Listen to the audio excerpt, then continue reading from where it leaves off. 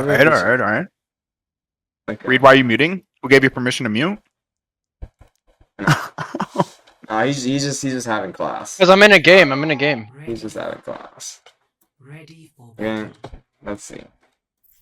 So Blizzard World, you know what? What I like doing in VOD review, just for newer students or for people who, just to make sure that they have concept down. Let's talk about what the game before the game, which I think Okay. we've discussed before a couple of times. But what do I mean when I say the game before the game? Well, the game before the game is the map selection, obviously. Right. Hero bans, and also the compositions. So, oh my god, why is my pen having a seizure? It's so slow. Okay, so maybe my EpiPen is not fantastic. It's my fucking PC is 3 billion frames, but anyways, these are the steps that happen before a game, and they're just as important to winning as the game itself, right? Right. So the map, I don't know if you guys voted for Blizzard World, right?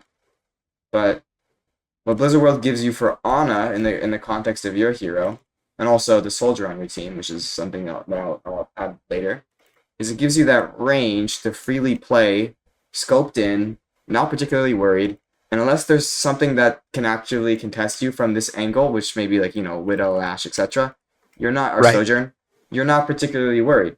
And even with the enemy team on a pocket combo, the Sojourn has to generate 100 rail to be a threat to you, right? So she has Right. to be blue, and yes, she has blue beam and you'll get one shot, but there is a little bit of downtime as opposed to a Widow where you have like a 2 to 3 second window where you can freely spam as much as you want on this angle. Let's say Ryan wants to make a rotation into high ground, or he wants to make a rotation here and fight the other Ryan directly, or if he wants to wrap around, which most diamond teams won't do, but in the event that they would do it, you have so much time to peek out and react with a nade as they rotate. If they try to plant their hit scans in this general area and you just they don't really push and they just try to gain a passive advantage by setting up hallways for their hit scans to shoot from, and they want to play more slow, that also gives you the opportunity to either set up a flank nade play or coordinate with your Rhine, maybe your Tracer, right, as well, and just hit the general area, the general pocket that they are going. So either you hit them where they are if they're stationary, and if they're on the move, you try to hit the squishies as they're rotating. So let's say a tank walks through here, or walks through here, or walks through here, right? Or even directly on point. Any of these rotations, the tank is going to be, once they get to the spot, the tank, let's say he's going to be here, the rest of the team is going to be here. What do you think is a more valuable nade? 1 or 2? Probably 2. 2, right? Now, why do you think 2? Yes, it's true. Why do you think 2 is the more valuable nade? There's a lot of reasons, but I think I think that 2 would be probably a valuable one because that's usually where the squishies are going to be chilling at. Right, One could be a good option if the tanks are fighting, but if you're able to get a good nade on the back line, it'll open up a lot of pressure for DPS to go onto maybe the left flank a little bit north of that one, so they could actually open up and since they don't have a Kiri or anything at the current moment to be able to cleanse it, they kind of just have to wait out the actual the ante, but in reality, because they have a smaller health pool, right? You get the back line, no more heals, the tank's able to push up. Right, so it's essentially the concept of min-maxing your nade, of my nade is on a decently long cooldown, so let me make it as valuable as possible. Obviously, I'd like to spam it if possible, but I'd also like to use it for the ideal situation. Not waiting for the ideal situation, but when it pops up, I'd rather a 5-man nade than a 1-man nade, right? But always keep the nuance in mind. Always keep the nuance in mind. Because it's not necessarily that the one nade here is bad. It's that the 2 nade is better.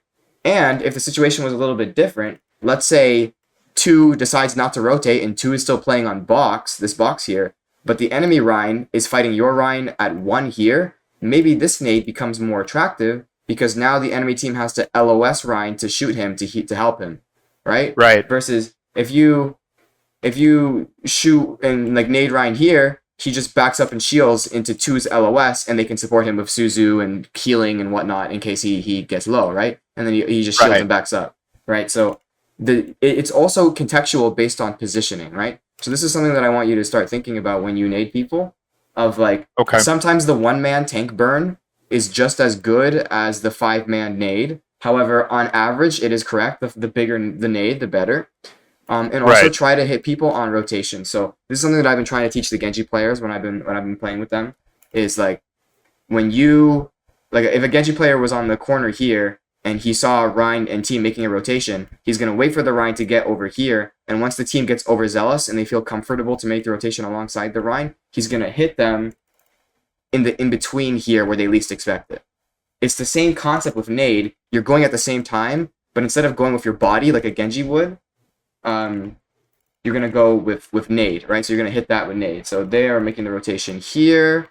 Your Genji highlighted in, I don't know, black, hits them in the middle, and then you're also there with the nade, and then lots of chaos, right? So Right. that's the ideal situation that you want. Then, so that's the win condition, right? Now we know Right. we need to avoid hit scan LOS. And this is something that you need to be thinking every game, and Right. the context depends on, number one, map, because where you position is highly contextual on where the map geometry, right? Here we have a free Right. high ground, we're on defense. It's a long sightline map, so we have plenty of space to chuck nades. Number two, what is the enemy team playing? What's my team playing? Right? What's the composition? Right. So enemy team is on Soldier Mercy. We explained this already. This can be scary for you because if they peek for a little bit, or sorry, if you peek for a little bit and they have something for you, then you might die if you don't play your cards right. So you Right. it's not as scary as Widow, but you still have to be disciplined, right? Now, Of course. what that does do for you is, on the flip side, their win condition is hit scan, but they have a Ryan player and they have a Tracer player, which is a little bit scary, but you have high ground. The Tracer has to rotate either all the way through here to get to you, or rotate all the way through here to get to you. So what that Right. means is that we can greed this position a little bit more than we normally would be able to, as long as we're ready to de-peek this way and either go to mini or maybe go under staircase and get healing from our team, or even nade ourselves if need be. And then we have sleep, obviously, if someone decides to go on us. So this is a very, very strong power position for you for that reason, right? Because it's one thing understanding that high ground is super strong here and why we like it as Ana. It's another thing of like, or one thing is doing, the other thing is knowing, you know? Like, knowing Right. why you're here is super valuable, because now it's like, I understand that when shit comes my way, I know what to do to deal with it. Absolutely. So in the case of Tracer, yes, it might be annoying to peek into this, but on the flip side, it's going to be unrealistic for you to realistically die to Tracer Ryan that often. Right. Especially because you have a Tracer on your team who's going to be able to mark enemy Tracer, right? And it's going to be to shoot Ryan in the back. And it's going to be able to pressure the Ana out so you don't get hit by a nade play. And it's going to pressure the Mercy Soj out maybe, and then you have you have other people on your team as well. So it's not just the enemy team, but it's also what can we do with my composition to win the game. So if you remember the example where I was talking about how you want to set up a situation with Genji, right? You can do Right. something similar with this Tracer. She doesn't have the verticality, but she's definitely mobile enough to go on a flank and then hit the backline. So you have to be using your teammates' positioning to win, and also calming. I can go, or like I can nade this. If you pay attention to the situation, you see it in your brain as it's about to happen. And then Right. if let's say your Tracer is here or here or here, you ask her if she's able to go, and then Tracer player says, yeah, I can go, whatever. And then you set up 3, 2, 1, or you guys go, or you coordinate it whatever way you do, right? If you have a player who is willing. Sometimes you're not going to get that, or sometimes the player doesn't communicate in a voice call, in which case you have to use your instinct. You have to find the player who is willing to do that 1-2 punch with you, right? It's all about the team Right. play. So if not the Tracer, if the Ryan is in that position, okay, maybe he can do some damage. Like maybe he can pin, he gets a close angle, he gets to pin backline here, and then you like chuck nade to assist him, and then maybe give him a nano, right? Right. Soldier is on the high ground, and he's here, and he's in a power position. I don't know, for some reason Ryan is doing the other Ryan here, while like some DPS players are naked over here in this area trying to flank you. So you give the Soldier nano, he pops rocket, he kills both of them, and then pops visor, and then Right. goes on a little he goes on a run, right? It all depends on context of not only what your team is playing, what the enemy team is playing, the map and the sight lines, but also how are your teammates responding to you in the given moment? Because there's on paper, there's the ideal situation, and then there is reality, which is Right. the crucial thing of like, my tracer might not be in the position I want her to be, my soldier might not be in the position I want him to be, Ryan, etc. This is something that I struggle with as a player personally, because I know what my team needs to do to win, and sometimes they don't do it. Right. So you have to find the player who is willing to do that, even if it's not the optimal scenario. Would I rather a tracer be here than a Rhine? Absolutely. Like in the event that I'm talking about, right? Or like a tracer Right. under here to hit a rotation that's coming into here. I mean, maybe Rhine assists, but like tracer on an angle somewhere. I don't know. Like maybe like fighting for Mega against the other tracer while the Rhine fights in here. It doesn't really matter, right? Now, Right. if Ryan is the only person who's willing to make that initiative from a space control perspective, like we need control of the lanes of the map. If we're gonna let them have it for free, then we're gonna have a hard time. If we just let them make this rotation through and hit us in the back, then we're not gonna have a pleasant time. So Right. if this is the guy to take the initiative, you are gonna put the resources into him. If it's this guy, ideally yes. If it's this guy, ideally yes. But if it has to be this guy, you're gonna do it, right? Don't just Right. don't just nade the what is optimal. Nade the what is showing you that they're willing to play the game. Right. Especially when you have randoms, because this, from what I can tell, you're not playing with Reed, you're playing with a solo queue, and that's where this Yes. stuff really, really, really matters. And again, we've gone through all this in like, I don't know, 15, 20 minutes of me yapping. We haven't even started the match yet, and Right. this is all stuff that you need to be thinking about. Before and then during like the game as it's unfolding, right? Like you have to be Yeah, on the lookout for the players that are showing the initiative to at least play how you want to play, or at least capitalize on the opportunities you're trying to make in the most optimal way possible. yeah, yes, and they'll be there. And if they're not there, then that gives you more incentive to either calm that we need to do something as a team. Like, what do you think that they need to do? Like, okay, I need my tracer to go in backline more often. Or like instead of marking the enemy tracer, we can deal with that ourselves. Or I need my soldier to be in a high ground position with me to like help me. Or like whatever suits your needs.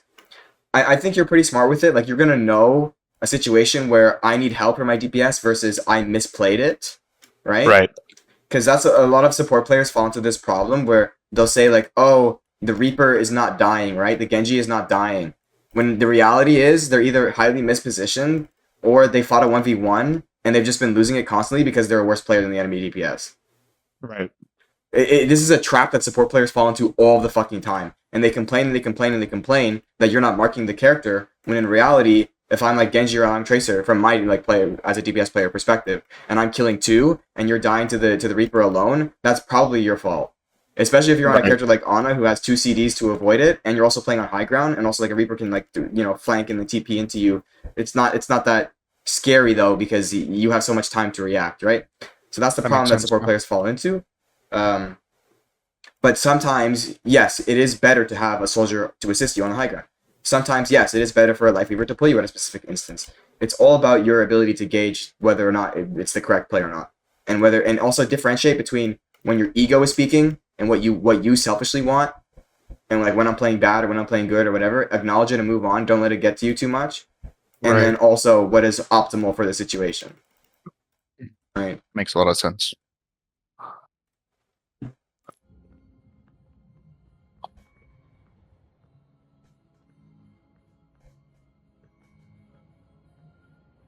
And obviously, I am talking from a hindsight perspective. Hindsight is 2020. You don't know what they're on yet, but you should be thinking about this based on the context of the map. Like, because it's a long range map, there is an 80% chance in, I think, Diamond and above, that the enemy team will have at least one hit scan. Right, So, just because like, of the nature of the map, the long sight lines, like it's probably already beneficial, and this is something that a DPS player would be thinking about. Like I can take advantage of the long hallways and the opportunities that's created by like an approach to a point like this. Like you're more than likely, like if they have a good DPS brain, unless they're just like a one trick or whatever, they're gonna want to do at least or try one hit scan. so you have nade angles here, here, and kind of here on the right side a little bit. If you want to play this little aggressive space here, this general area here, if they are on enemy hit scan and they want to poke you out, all you have to do is D-peek this way, drop off of high ground if need be, go to mini, which takes a long time for Ana because she's a slow grandma, right? Or you could just go a little bit in this general vicinity and like stay on high ground but deep peak, because you do have high ground advantage, which makes it a lot harder for if you go over here. You don't even need to drop off the high ground. The enemy team from this position can't see you if you drop off to here. Like if you just like press the S key and then move further into like, okay, I don't know how to describe it, but if you played shooter games before, you peek here, the enemy team is fuck. Oh my god, my screen. Why is my screen having an aneurysm? Enemy team is here, right? If you go further into here and you press S key, yeah, you can't see them, but it gives you time to get healed while also being on high ground, and the enemy team can't see you if you peek out there. You see, because like they just can't. They physically can't. They're not tall enough. Unless they're playing like a Genji, maybe they can double jump and shoot you. They're an Echo, they can fly over, they can shoot you. But even then, that's not bad, because then you'll just poke them out of the sky, right? So Right. You're not particularly worried. And then play safe for a couple of seconds. You can play aggressive and go for a couple of pot shots if you're like scoped in, but just be careful, because you have to be under the impression that there's a realistic chance that they'll be on something that can kill you from that range. Like a Widow or whatever, like assume before you get more, like you don't have enough information at the current moment to be able to just make those aggressive approaches. So like if you are going to do it, just make it like a momentary thing until you get more information as they push up what their team comp is looking like and how they can implement like your death, like how they can like take you out. And this is something that you have to think about like before, because it speaks to what you mentioned before as well. Like just assume that the enemy DPS are going to think about that, right? So Freya, Widow, all these things that could potentially kill me from at range. Get more information. Yes, take a couple pod shots, but try to figure out what's going on before I commit entirely to like an aggressive angle. So this is the chart of who you can and who you can't. With Soj and Freya, you'll take a lot of damage, and if they have a pocket, it is scary. But if you peek at the same time when the round starts, you're not guaranteed to die. Just right when the round starts. But with Widow, with Ashe, and especially Widow, you are very, very much at risk to dying if you peek even the slightest amount at the start of the game. Right. Right. So once we get the information that the hit scan is on one of these two characters, now we're at leisure to peek a little bit more proactively, but obviously still very disciplined, because these are still characters that can blow us up, right? But not nearly as much as these two, because they just have inherently more range. And Soj, I guess, like Soj has more range than Ashe, kind of, because right click doesn't have fall off. But at the same time, you have to hit left clicks to get up to 100 charge, which is unrealistic depending on the comp. And you have a Rein, so the Rein, if he's shielding properly, he's not going to give Soj ult charge, or he's not going to give her rail charge. So she's not realistically going to 100 rail charge you from this point in the map, you know? So we are at leisure, even with the pocket, to be able to play more aggressively here, especially because of the map that we're on.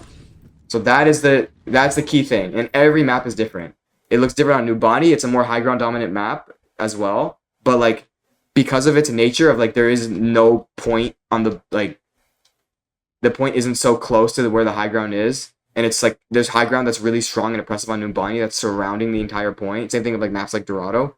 The enemy team is kind of forced to come at it from the high ground, and so you're fighting a monkey, Winston, Tracer, Genji comps, and so you have to constantly be on your toes for the dive, right? But on this map, because even though high ground is oppressive, the sight lines are so unbelievably long that it just takes too unrealistically long for teams to dive you.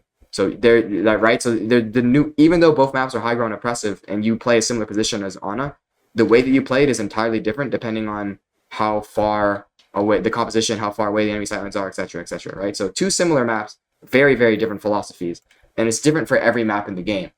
That's the crucial thing. You have to have a game plan for every map. At least the obviously the competitive maps, like not Horizon and like Paris, but like the ones in the confrontation. Defend objective A.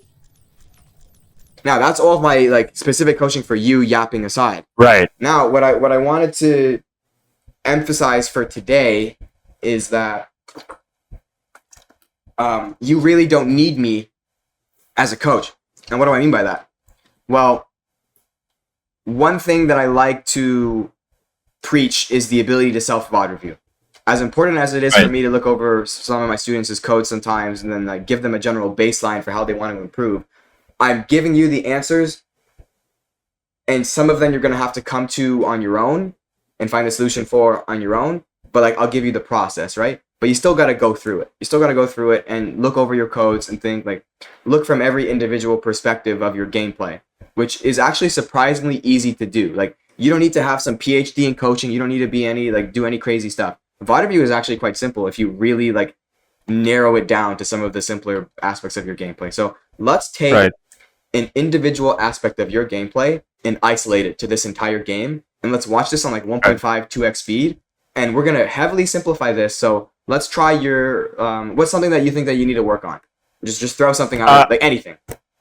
Probably reacting to a team fight not going out to like so like having like a plan B. Like sometimes depending on how like a fight plays out, like let's just say like there's like an unexpected pick or something that happens along the lines, or maybe like an enemy DPS does something that you wouldn't expect to happen, like a crazy flank when there's like I don't know, like they're down two, or just like you expect the peel sometimes, like you know you have like a life weaver or whatever, so you maybe go on like an angle a little bit too hard. So I would just say like having like a plan B that goes against what my original plan was. Like maybe I don't know, maybe I dropped down and like I noticed that there's two DPS on the right hand side, whereas I thought there was only one, and then I'm in like a position where like now I'm kind of scrambling to try and compensate for the situation I didn't plan for, and it kind of like blurs my judgment as to what I need to do from there, instead of me being able to focus on exactly what I can do that would be the best like decision in the specific situation. So it's like compensating for something that I didn't see or didn't expect to happen. Okay, so we need to find the B. We have a really good layer 1. We have a very, compact flow chart of A, but once the enemy team gives us B, that's where we fall apart. Yes, like I'll always try to like over plan, like okay, this is where I'm going to set up my hallway. Like if they push high ground from over here on the left, I'm able to throw an ante, probably chuck over a nade. I can move over to the choke on the left if they end up having to drop down.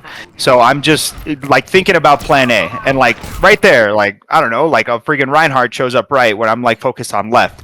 Maybe I'm not like 100% like, oh, okay, maybe I can sleep him right there, but maybe it's better for me to possibly hold on to my sleep before I see exactly what's going on, because of Reinhardt on low ground alone at the current moment doesn't pose much of a threat to me, but it's more so just like, oh shit, there's a Ryan there, let me try and sleep him. But am I really trying my best to like manage my cooldowns in that specific moment, in the heat of the moment, knowing that my full team is full on height right there? The Ryan's pushed up by himself. Was it a good idea to use my sleep immediately and then use a long CD where I end up missing anyway, right? Because out of just like surprise. So I think it's just like reacting to things that I didn't plan for, but then also thinking about, am I making the correct reaction? Okay.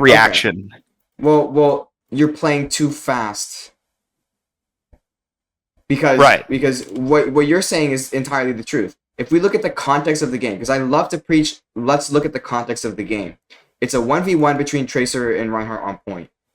How much is this realistically in the grand scheme of things, especially because you already use nade really early for your team, which granted I don't like, but let's focus on what we're specifically talking about, right? Like what we're trying to narrow down. In the context of the fight, you said it yourself. If I sleep this Rhine, how valuable is it going to be in the context of a Tracer Rhine 1v1? Like, the Tracer is able to blink forward and then shoot a clip into Rhine and maybe get him to health. Maybe. Right? If she's really smart about it. But then she has to immediately leave and blink out because Ryan's just going to swing her, or like she's going to force recall out. And then your team is preoccupied with the enemy team, and the enemy team is still around. They can still do things, Like, we're not just like... Ryan is isolated here, but Tracer is not the character to 1v1 Ryan. Exactly. Your team is gonna have to come. You'd have to like spam call this, and then your team will have to go out of their way to help you. So this sleep is not horrible. Like, it's not like you're not gonna die for this sleep, but your immediate reaction should not be sleep. You need to take anywhere from 1 to 3 seconds. Ideally, the earlier the better. But if you can't, then take a little bit more time for yourself to understand what is the best piece what is the best chess or best spot on the chessboard to attack at the given moment. Rather than I felt like if I kept my sleep there, like maybe harass him a little bit, get him low, then you could possibly force him out, and then maybe get a sleep on a different person, or set up a hallway, or maybe drop down like you mentioned before. And then if he does get low with like me and Tracer, and he backs up towards the right side of where he's at right now, maybe my Ryan could like drop down from height, push him, deny the enemy team, then we have tank advantage and they push up. Like, it's just it's micro stuff, right? But like at the end of the day, there's so much better ways that I could have handled that. And I think that's one of the biggest things that I have to work on is like not necessarily being so reactive to things as they're happening if I wasn't expecting it, and more so like just thinking about how I could possibly use my cooldowns to the best of their ability. Because like sleep right there, like realistically, he's probably not going to die. My team's occupied already, and I know in the moment that they're fighting people on height. I don't know why I decided to sleep there, knowing that it's just a tracer and a Rhine, and I have no real threat right now against my life. Like I'm just on height, so it's more of a reaction. I think that's just it's more just thought that needs to go into it. It's just a gut reaction. It's just you see red on your screen and you want to press button to beat red on your screen. Yeah, Right. And you have a correct. strong you know sleep is strong. You know the outcome that comes out of sleep is really strong. So it's just like it's not a one size fits all cooldown like you think it is. Well, actually, Right. no, you already know this. It's just your mind, maybe from a shooter FPS like habit, is so used to use strong ability as quickly as possible. And then I mean also you're preoccupied with this, then you see this happen, you don't take enough time to evaluate, and so whatever's red on your Exactly. screen, you see blood, you know? You see blood. Exactly. Right? If we wait anywhere from 3 to like 5 seconds or even like lower than that in higher reloads, the Lucio comes through, there's a team speeding through here. Maybe we hit one of the people on rotation with a sleep. Or we once they come to assist the Rhine, then we sleep the Rhine, because that gives us visual aggro, because now 3 people are looking at the Rhine to assist him because he's slept. Or they run away because they realize he slept, which also is another possibility. And then maybe that gives you time for the enemy team to you get some pressure off of that, because now there's no worrying about the tank for 3 Like seconds. looking back on it now, especially like in the replay, like that's just so reactionary. Like I see that I just like see the Rhine there. Oh my god, like the tracer's on him. But like if I step back for maybe 1 to 2 seconds and just take like everything in and what's going on in front of me, I'm on high ground. This Rhine's alone. I know that at least 1 to 2 people are focused on my enemy team on the height. Like I can try to at least take some pot shots on the Rhine, possibly get him no, bully him out, and then maybe open up an opportunity for my Rhine to be able to drop down off height and be able to like secure the kill. Like there's no reason for me to like try to hit the sleep unless I know that 100% I'm going to hit it, or like I know that there's going to be value in there, like a pick or something along those lines. Either high value or like 0 risk to missing the sleep.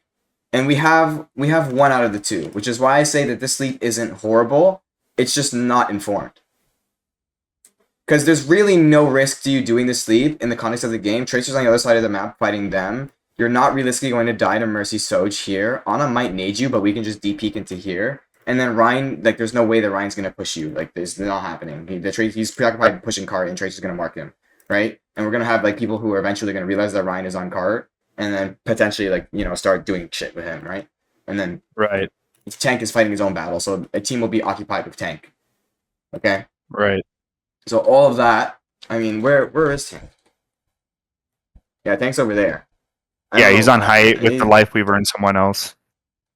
So Tank might be like setting up a situation here, so the enemy team will have to react to them. So we're not like particularly occupied with whoever's here, because our Ryan will soak up aggro. So it's really only this Ryan. So it's not the end of the world sleep if you miss it, right? So I don't want you to get too like hyper focused on stuff like this, where like, oh, I missed a sleep, oh, it's the end of the world. Like it's something I need to be thinking about more as a player. Not the sleep itself, but rather the concept of, we're going to work on this specifically, the concept of I don't react, I preempt. Right. I throw out the cooldown when I see red on my screen. Let's look at this entire game. We found something, we've isolated something that we think is wrong with our play, that we think. We don't know, we think, based on our observations from the first minute, and also from this interaction specifically, and also from your own, like, maybe it's anecdotal, but your own experiences playing the game, you feel that that's the case. We're going to find out, right? Okay. And you come to these conclusions on your own after watching the game. Because it's one thing thinking this in the moment, and it's another when you look back in the VOD review and you think to yourself, hey, maybe that wasn't actually so bad after all, even though I messed up. Right. So we're going to find out.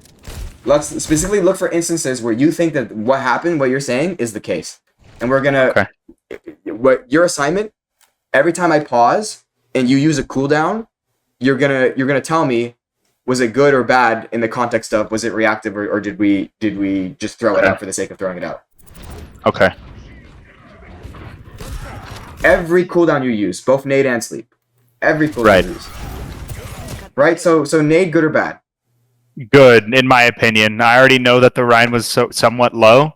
In the moment, I think I knew that they didn't have a Kiri to like cleanse it, and for me to be able to like not only hit a positive anti on my Rhine, but also deny the enemy Rhine healing, would allow him to be able to like win the fight on that corner. And if I'm not mistaken, he does end up dying here. Right. So this is a fantastic nade because both Rhines are actively fighting. You want to give the Rhine a health advantage, and this is significantly more dangerous for the enemy Rhine to get naded than earlier when the Tracer was fighting the Rhine. You wanted to sleep him.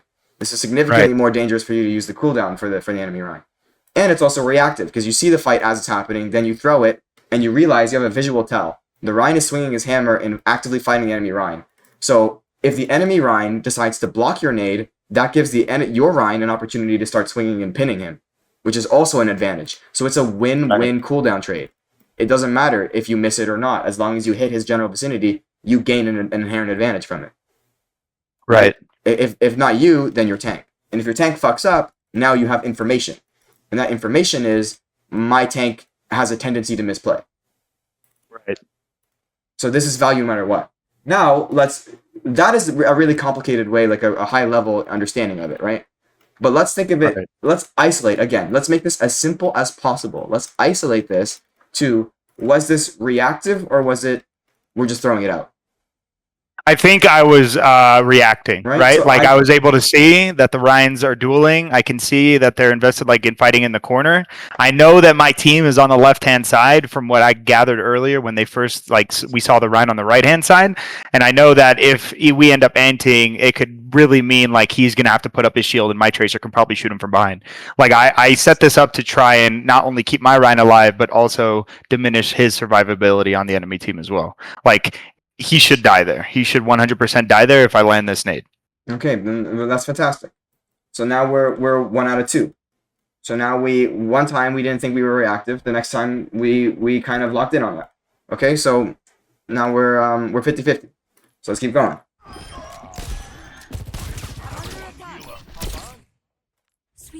Okay, that one's very obviously reactive. You don't even need me to tell you. You don't even need you to tell me. You saw her. You saw a good opportunity to sleep. The Rhine just died. We're under no threat at all of the Sojourn. If she slides in and tries to kill us for using sleep, then she's kind of dumb, and it's not going to work, right? Because we have all of our team here. So that's very obviously reactive, and it works out for you. Do we get a kill? Maybe, maybe not. We're going to see. Yeah, I think I end up pinging her too. See, but we've created a really strong advantage off of that, and then the Sojourn Mercy having to back up because the Sojourn's being slept enables your Tracer to more freely, more carelessly fight the enemy backline. So you're creating even though the Sojourn may not necessarily die, you've created advantages in other areas because the Tracer doesn't have to worry about hit scan. What that also tells me is that my Tracer is willing to follow up on plays, which is great. So Rhine, great job, and Tracer, great job. These are the two players, from what I can tell so far in the first minute of gameplay, that I want to be playing around, and then maybe I can like ult Soldier. You know, if he's like playing decently and like maybe he pings ult and he's in a good position to ult, we can ult him for Nano Visor, right? But generally, from a neutral perspective, I'm enjoying playing with this Rhine Tracer because they fundamentally understand what they're doing based off of these tidbits of information we've gotten so far. At least so far. At least, like, I'm gonna maybe 15 minutes down the line that might change. But for now, my win conditions are enabling Rhine Trade. It just needed a push. But anyways, let's I decide to push up. I already know that there's a Tracer up there. I know that we can play a little bit more aggressive here. I throw a nade. Honestly, that's probably just like to check it. I don't even think I knew 100% if they were still there. I'm setting up a hallway here, trying to shoot, while also like knowing like in a general direction where that team is going to be coming from. My Rhine here, I don't understand. I think this is where like shit got a little bit. Ignore him. Again, you're right. You're definitely right. There's chaos happening as Diamond. People are going to make mistakes. Let's only focus on ourselves.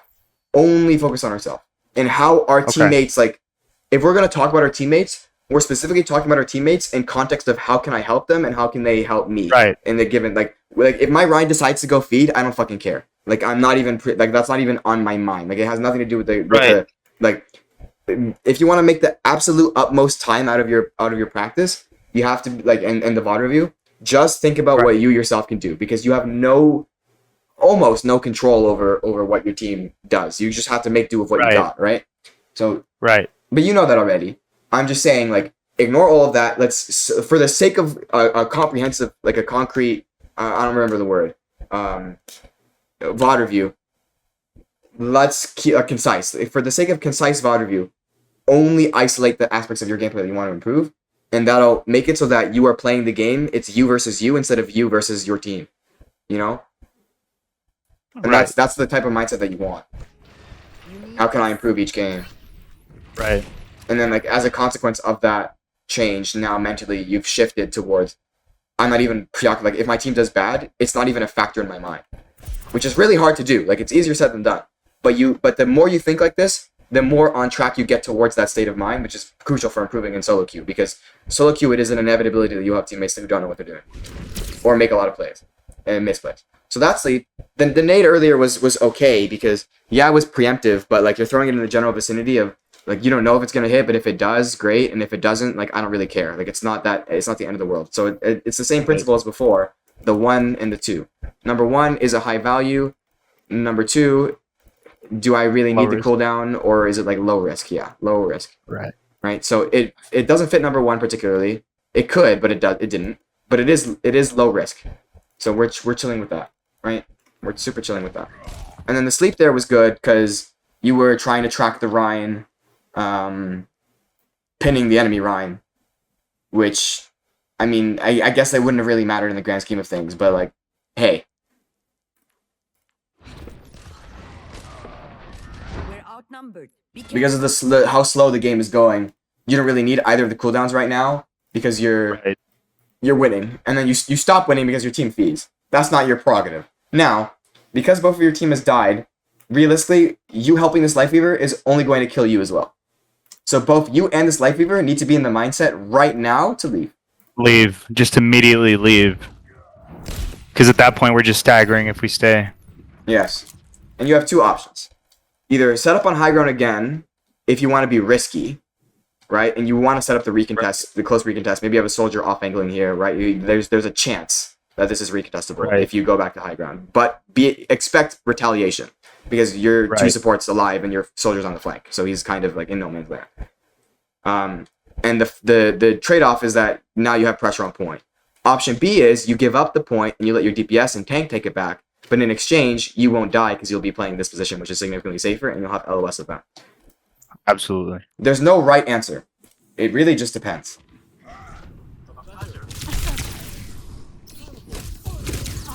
Okay, reactive? Yes, very obviously reactive. Yeah. Very good.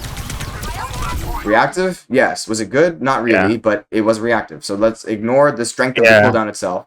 Let's only isolate whether it was reactive or not. That was reactive. Yeah, I think then this is what gets me killed. Like, I spend way too much time trying to get value on, like, trying to get them to, like, either die or get asleep as they push up, when in reality, what I end up doing is just creating an opportunity for the Tracer to be able to come and blink up and kill me. Like, like, right there, instead of having to turn around twice, maybe the ante was good to, like, at least fend them off for a little bit, but, like, I need to keep in mind not only their team comp and how fast they can close the gap. Considering I'm a very slow support, I could have probably just thrown the ante for a little bit of ult charge and then just leave. But right now, I'm pretty much just isolating myself with no cooldowns, and on top of that, I'm not really getting much value. Like, if I'm dead, I'm just staggering at this point. So, like, we're kind of throwing this, whereas, like, me and the Life Weaver probably could have just backed up to choke and maybe supported the soldier with an ante whenever he did pop up from the top left there. Right.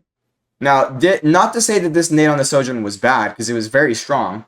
She's half HP, and now she's significantly less likely to want to duel you. Granted, if you try to kill her right now, your soldier's not in a position to kill her, so it's only pressure. If you try to kill her, then you give the Tracer an avenue to come and shoot you, and then because you're preoccupied with her, if she D-peeks into a corner, now she can come back and hit you while the Tracer is fighting you, and it's basically a 2v1, right? Now, the nade is fine, because the nade basically eliminates her from your mind, in a sense, like a little bit. She's still there, but she's not going to peek you as hard because she realizes that she could just die in like a shot, and like 2 shots from him and then 1 shot from you. What I'm more worried about is we're sleeping this Tracer when it's highly unrealistic that even if you hit something here, it's not particularly baseline high value. Number 2, if you sleep and it misses, what happens in the current game state happens? Die. Immediately die. You die. So you'd rather save the sleep for the escape towards the health pack because you're walking in a predictable arc and you have no choice but to escape, in which case it is almost guarantee, almost a given that the tracer will chase. And you would much rather have the sleep to assist you in grabbing this health pack and potentially kill her, or at least she's on the ground for 3 seconds, you go back to your team, you don't stagger, or you go to high ground, you set up a situation. And you Exactly. like, if you're going to stagger, you sure as hell better be getting every attention from everybody or getting every CD in the game if you're gonna do that.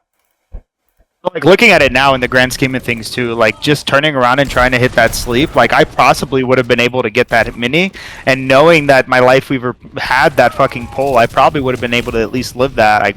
Like it looked like he was going around back at that current moment to be able to try and pull me, but I just died just a little bit too early.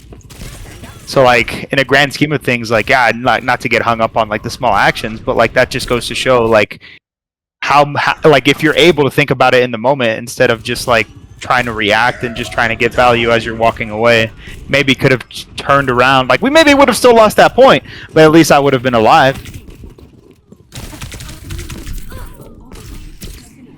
Okay, save the sleep, and you have nade Right. for yourself. You shouldn't be using sleep first here. Right. So here we're fighting. We used sleep earlier on the Rind. He canceled his charge early, so like that, you know what? That's okay, because if we land the sleep, he's probably dead. Right, so we're chilling. We realize Tracer's here. We have 5 seconds before nade, so we have to play chill a little bit. Like we have to like use our movement, LOS her, shoot her, stall for our cooldowns as much as we can. This is a little bit of a panic sleep. It's Right. not the Yeah, end of the world. absolutely. It's not the end of the world because you're gonna have a nade now. But like, and you try. But I throw my nade, yeah, but I just die before it hits the ground. it's kind of just really hard. Like you're in a 1v1 against a Tracer, and she makes the correct play. It's less you making a mistake, even though it was there. Like in hindsight, that's a mistake. But this is like a Tracer comes into an angle and then like 1v1s you when you have both CDs out because you used it here and your team is preoccupied with this. That's not entirely your fault. That's just her making a good play. Sometimes you have to acknowledge like, okay, enemy team made a good play. Instead of letting it get to your mental of like, oh, I should have done this, and this better. Like sometimes Right. you just like chalk it up to your opponent playing better than you and move on. This is one of those times.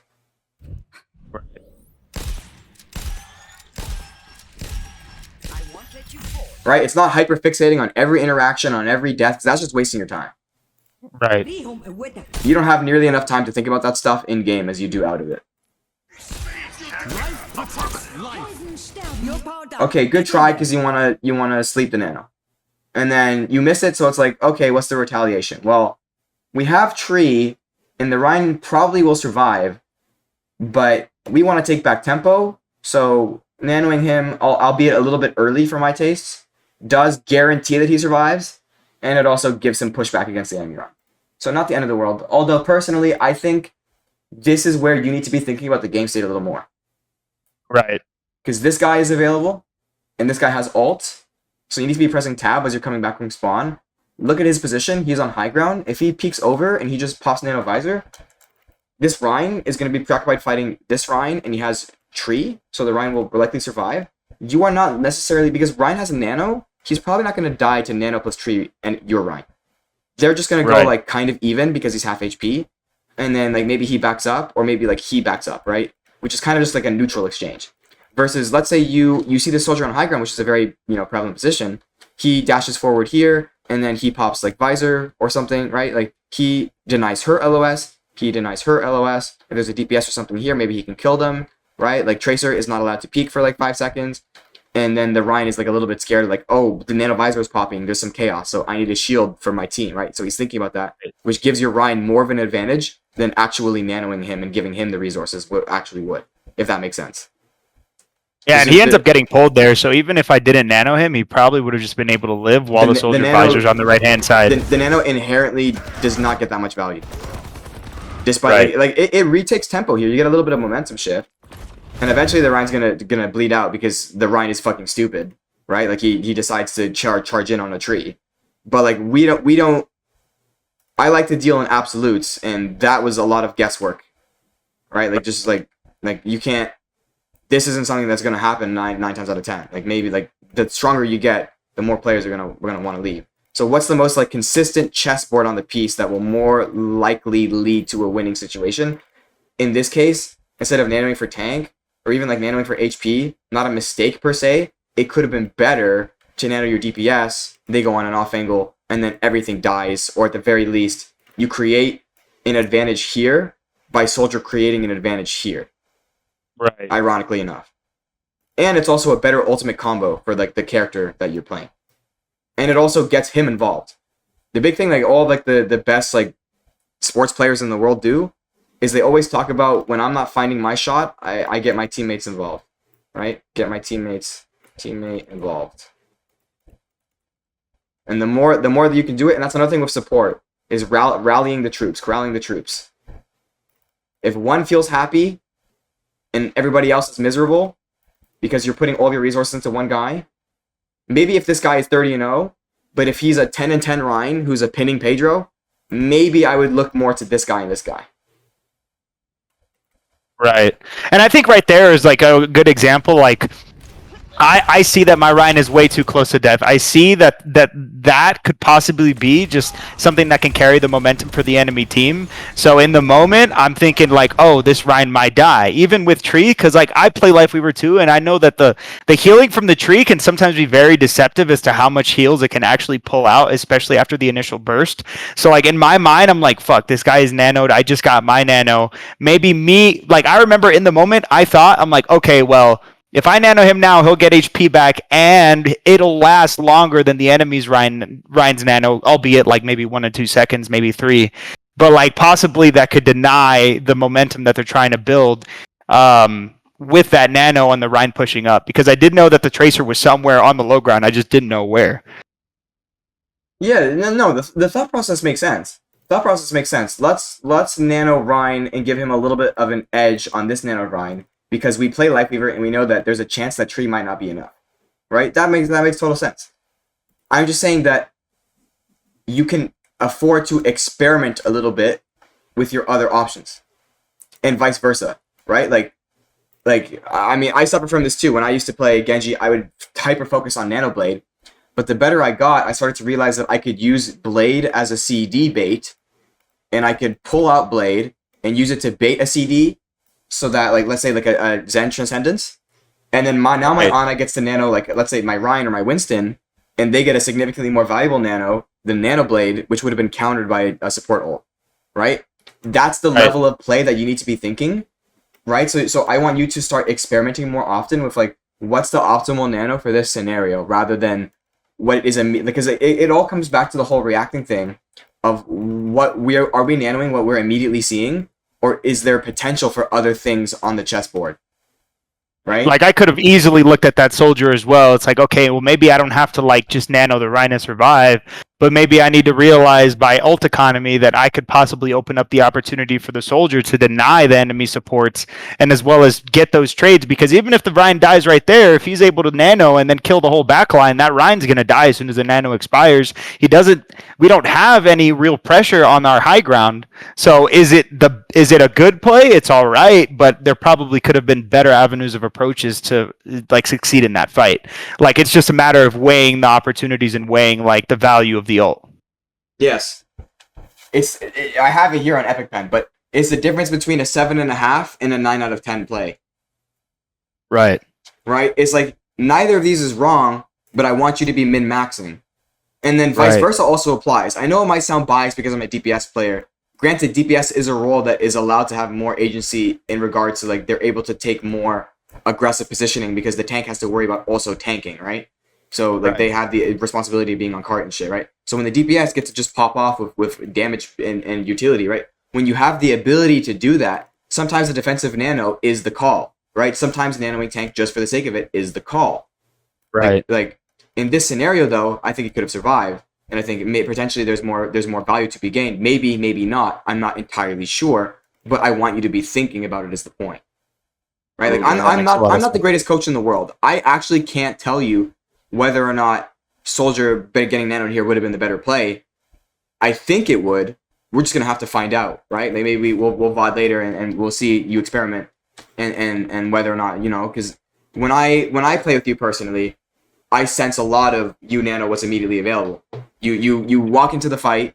Let's say it's like a kind of winning / losing-ish fight, like it's an even-ish fight, chaotic fight on the cart. The cart is coming close. You're returning from spawn, and you just nano what's currently fighting something right now when there could be something better, right? Like if it was me and I'm like your 40-0 DPS and I'm on high ground and I have Blade, what's more valuable, the 15-12 Reinhardt or the 40-0 Genji?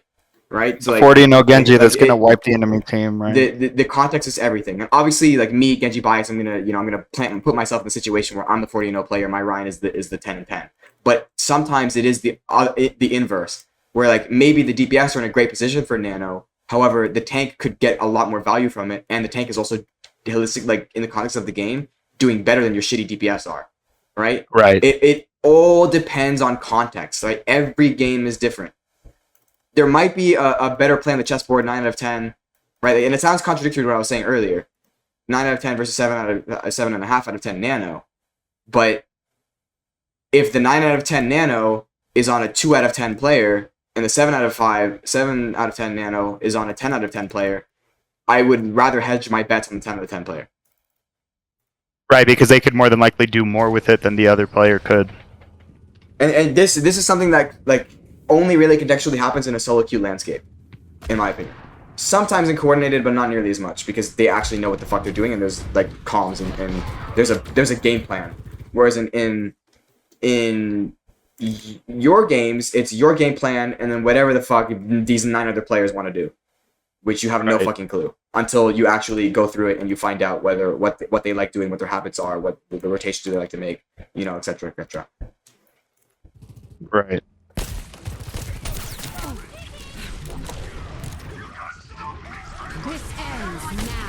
Oh, this kills me. This kills me. I honestly should have just walked away. I should have walked the moment that Ryan got slept. I think right there is a perfect example of what we spoke about earlier. Right here in my mind, a little bit right before this Ryan gets slept. So just to give you a little bit of background, right? Ryan charges in. I'm like, okay, if I hit the sleep on the Ryan, because it looks like he's getting charged into this room the moment I actually see what's going on.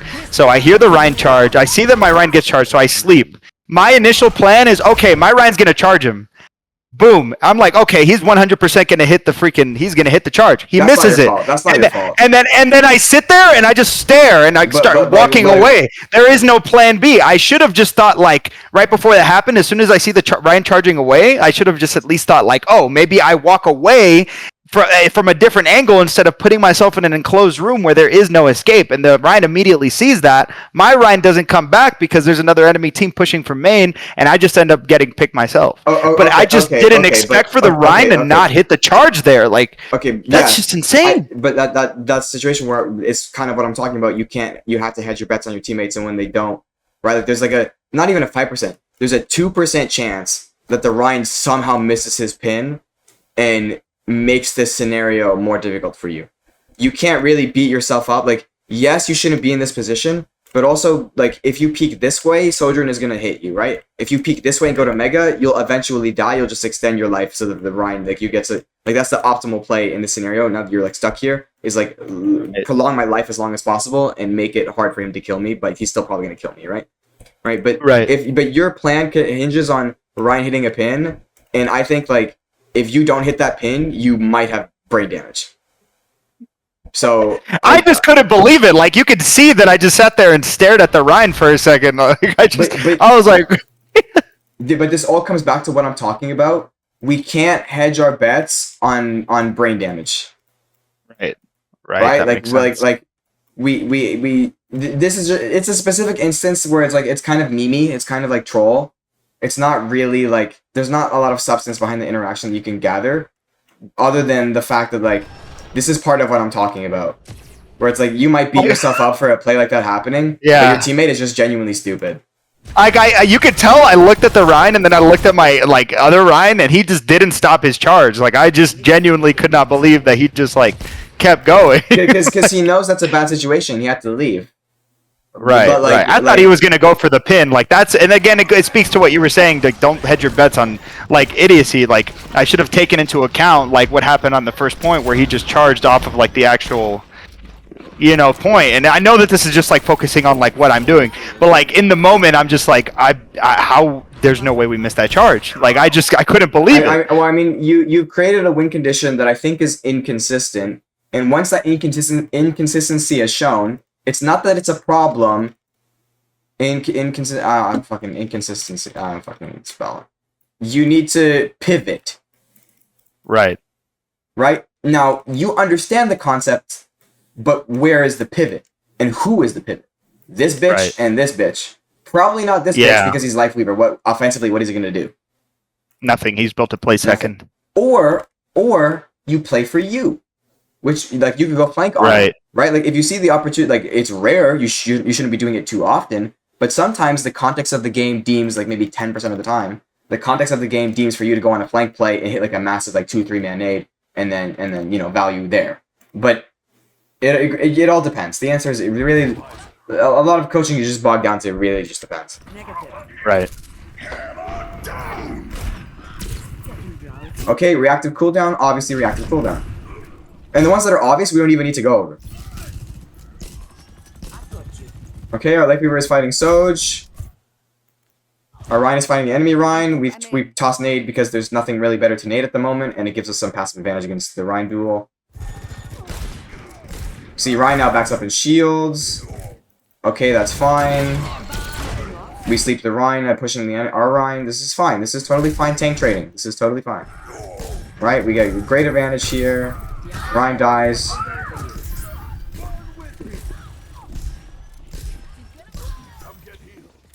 Okay, nade's really not good at all there, but it's not the end of the world nade.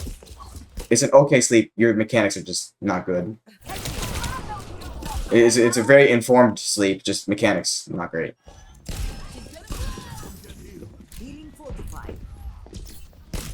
Right, because here, 2 enemy players are dead. If we miss this sleep, the Ana 1v1's or the Tracer 1v1's us, but she's looking away, shooting at her teammate. Possibly asking for heals on this angle, is my assumption. You nade or sleep her in the back, she dies. Even if this Ana tries to assist her with nade plus sleep, it's not really going to matter in the grand scheme of things, because then she used both of her CDs, and then it's easier for Soldier to kill her, and like, if you die, whatever, you guys are up to. So this is fine. She goes to Mega because you miss. Now she's staged, not the end of the world. Don't overchase. Do not overchase. Do not overchase. Do not overchase. That's fine. That's fine. Yeah, if you want to mark her a little bit, that's okay. Okay, now we focus on the team fight again. Remember that Tracer is out, so Tracer, we don't want to be too preoccupied with her because she's far away, and she has to gap close to us to do anything. But we do have to keep in mind that she is ready to make the rotation, and Sub-Zero has decided to go very quickly. Now, we have Life Weaver pull if she decides to pulse you, but if she's smart and she pulses Life Weaver, you might lose this fight, unless you nano him. Right. Okay, so we see an opportunity for Ryan to get value from an aggressive nano, so we opt for aggressive nano. Now, this is where I'm talking about, there is a factor in my brain of like, I'm a little bit wary of this Reinhardt, but from the inconsistency perspective I was talking about earlier. However, I like this nano because what is the probability of this Reinhardt messing up a really easy play 2 out of 2 times? Highly unlikely. Highly unlikely. The Reinhardt's like, I know he hasn't used charge. He's sleeping right in front of him. I have nano. Right, and look, it's funny because this is a part of my philosophy of it depends, because like look at what happened. We have a positive situation that you created, but we have a negative situation that in my mind is like a higher like player I would have rather you have avoided. Both work. Right. Both are excellent. You've created an advantage, which is what you want, and now unfortunately the Life Weaver did not realize like we did in this moment, and we should also probably be counting the Tracers here, and then she makes the informed decision to pulse Life Weaver because he's the only character that she can pulse, because if she pulses anybody else they get pulled. Basically everything went to fruition. Everything happened. Right. Everything that we said would happen would happen. But because we had trust in our Reinhardt this time, we were able to get a kill. So that's why I say it depends. It really depends. Now here, this is the moment. This is what people don't think about Overwatch, like in this context, because like, I mean, there are human beings on the enemy team. You have to consider that, or enemy team and your team. If the Rhine misplays this 2 out of 2 times, I'm essentially through with him starting from that point onwards. Because you have proven to me that you do not know how to play the game if you messed up twice in a row. And if you want to be in comms and stuff and say, oh, I'm so sorry, like I messed up, okay, maybe I'm a little bit more willing to trust you. But if you're just a random and you're not really doing anything, I have no reason to trust you anymore. My trust runs thin. Because, and that might sound like a really bleak outlook on the game and its player base, but remember that these people are diamond for a reason. No, that makes a lot of sense. They are not Hayu though. And you want to get out. I've got you. You're welcome. Ahoy, matey. I think here I just repositioned back on height, and knowing that's that fine. the Tracer's behind. You have a lot of time.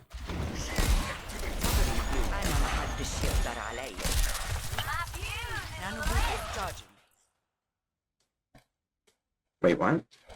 Mine's in. I think the Tracer totally just backed off. Oh no, she just, I think she died in swap. She either died in swap or just like totally left. Oh, okay. I wasn't paying attention. Doesn't really matter. Not bad.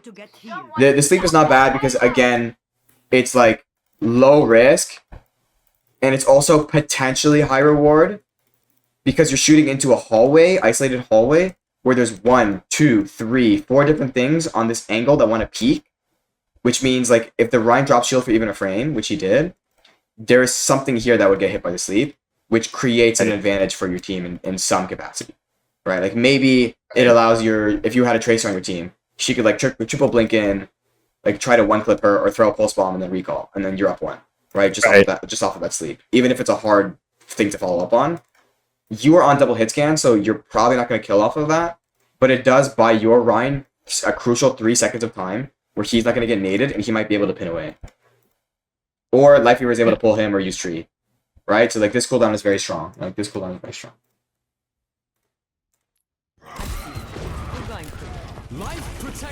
if you hit the Soj, maybe your Rhine is like under a lot of threat, but maybe your Life Weaver has the perk that cleanses the nade, so he gets pulled back. And then now, like if Sojourn was slept, that's 3 seconds where she's not using OC. That's 3 seconds where the Ana isn't doing the win condition with her if they want to do Nano plus OC, or if they want to do Nano plus Rhine.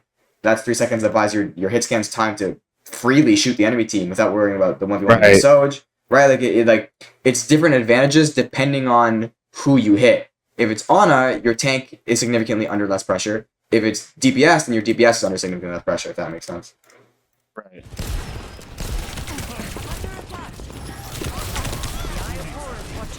Okay, so now that the enemy team had to play a little bit more passively because our supports were busy healing each other because Ana was asleep, and only now does our Sojourn pop OC, and our Rhines are fighting in kind of Narnia, even though my Life Weaver is close for some reason and there to assist. This puts the enemy Tracer, when she's fighting you here, in no man's land. She's 1v2, my Soldier is smart, so he's gonna instead of off-angling like going on some like crazy flank or some shit, he realizes I need to be like almost like a brig for my Ana, and he's gonna force his Tracer out, and his Tracer has zero. He's 1v2. Unless she hits a crazy pulse, which she does not have at the moment because she used it last fight. She has 0 resources to actively like win this fight unless she hits like a 1% chance. Considering you have nade and you have soldier stim, like fucking 1 clip. Like you're not gonna die. Then you get recall out, and now you see how this like it snowballs momentum. It's a domino effect. Domino bangs this one, bangs this one, bangs this one, right? And it all falls down into your winning. It's minor. I explained this to Arlo one time, and I think Weave at one point. Like multiple things in a fight happen sequentially. Like you hit the sleep, then Tracer makes a mistake, and then like I don't know, Soj OCs at an improper time, and if one of these mistakes happen and not the other 2, the enemy team might win this fight because all 3 of these things happen. It makes it significantly more difficult for them to win because we're compounding. Like it's like it builds and it builds and it builds and it builds, and then it's just like crescendo of losing at the end because it's so many minor mistakes just coming together to lose you the game from the enemy team's perspective, right? So that it's something that you want to avoid and it's something that you want to enable for your team, for the enemy team.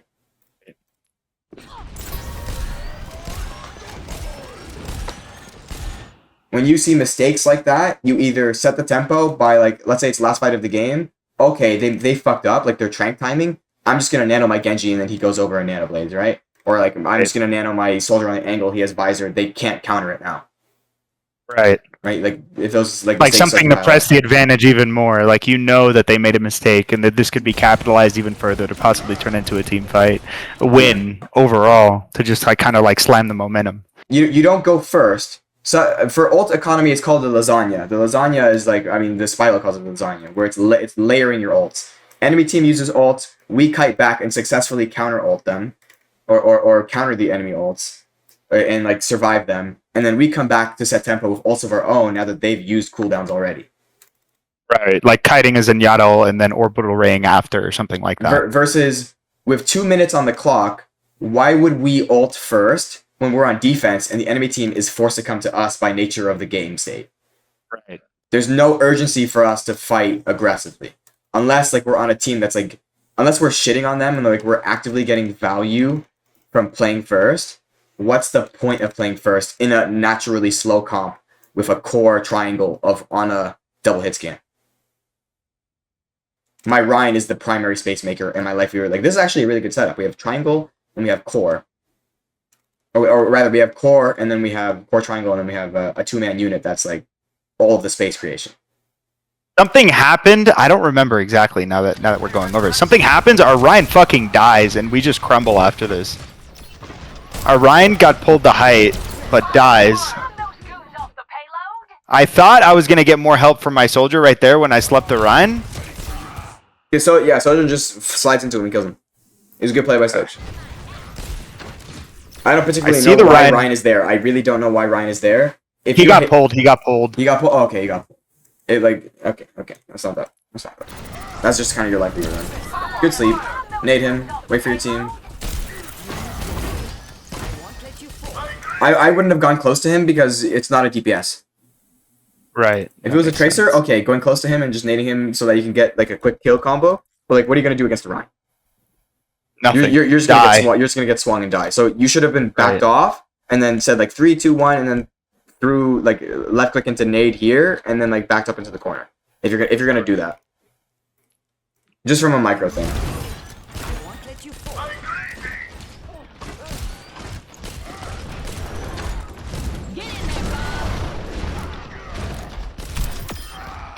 Okay, so Ryan ends up extremely overextending.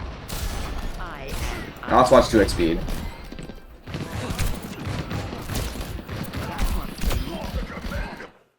Give me a random aspect of the game that someone could improve on. Anything. Random. Just totally random. Positioning. Positioning. Okay, great. Healing you. You're powered up. Get in there. Good position, bad position.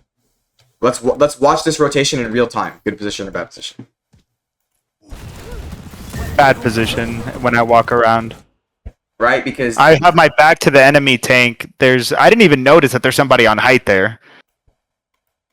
Because I'm too focused on like trying to keep the Rhine alive. I'm in the middle of where all of the shots are coming down main. Like, I have my back to them, so I don't know what's going on. I'm not getting information, and I'm playing like kind of opposite of where I should be. Instead of actually going around the corner, I probably could have nanoed the Rhine and then just hit S key and then gone back to where my Ashe was, instead of putting myself in between two tanks fighting. Right, so we're going in as Ana here, in between two tanks, exactly. Now, it's not necessarily a bad play if you had an idea of what the fuck you're doing. What do I mean by that? Well, you nano the Rhine aggressively from an off angle because it's unexpected, and then the enemy team doesn't know you're making this wide swing, so you go into them intentionally and then throw a nade, which if we look at the game state, you were 3 seconds away from having. Right. You're powered up. Get in there. See that? I honestly thought right there my Rhine was like gonna fight him on cart, and I think it startled me when I noticed the Rhine ended up just coming back. Plus, I'm too focused on the Rhine and the value that he could get from the nano and keeping him up that I completely ignore the DPS shooting me in my back. I mean, I live there. This play works because Ana is extremely broken and Shrike is ridiculous. So it's Right. unrealistic that the enemy team will kill you for doing that. But if you did that and you didn't have nano, 9 times out of 10 in a general game state, that is a horrible play. Right. But it could have been a 10 out of 10 play if you had the presence of mind to spend a little bit more time in the corner, then nano, and then pop a nade either there, wherever applicable. Because then there's actual intention behind your rotation versus this is desperation to heal the Ryan that does not need help. And if you didn't want to go for the nade play and you didn't want to go super aggressive, nano him here, back up into the corner like you said.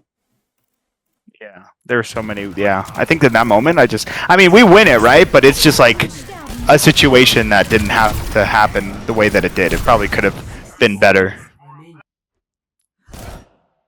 Okay, let's watch this positioning now that we're back. I mean, it depends. This is tough because Soj has. I get railed there. Yeah. So if you move into general space here, it's tough for you because you'd rather be here, but to get there you have to rotate as a slow Ana. So hugging the corner is kind of forced here.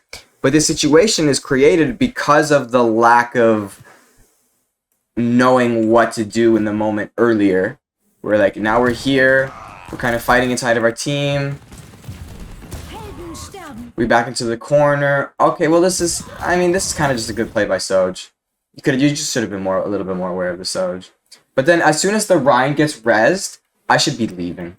Like I shouldn't even be shooting. I should just be leaving. It's kind of like I felt like I just kind of like forced into a corner there with like either forced to cross and die or like just try and like keep my Ryan alive while also denying the Soj line of sight. But like that res kind of sealed the deal. Like as soon as that Ryan dipped, I got res. I probably should have just backed up. And I think that here's where it just crumbles. Like our attack was way worse compared to our defense. Like I feel like I had some mistakes in defense, but like this was not a good attack. Okay, minor advantage there. Our hit scans are not dealing enough damage frontline, so we're gonna have to help our Ryan here. Unfortunately, he dies. Nade does connect, but they're gonna push him. We can't really do anything about that. We're gonna have to let him die reset for next. Okay, that's fine. Not much I can really say about that besides minor, like maybe we put the cover like 5% better than we did. That's not really that like important. Right. Okay, so this is fine. I would be a little bit more concerned about getting hit by Fire Strike here because it's very chunky as an Ana, getting hit by Fire Strike. So just be careful, like just peeking that corner there. You did it disciplined enough, but like you're still like jiggle peeking without like de-scoping so you get the movement speed bonus.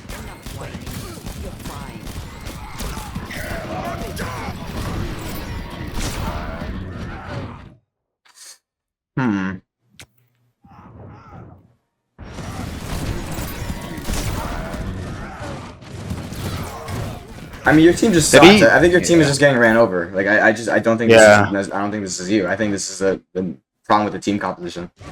Like I genuinely was wondering. I'm like, I remember asking like maybe we go shield break. Like I remember I typed it because like then we tried going left, but then our Ashe stayed main, got killed by a Fire Strike, and then we just kind of get folded right after. Okay, this fight.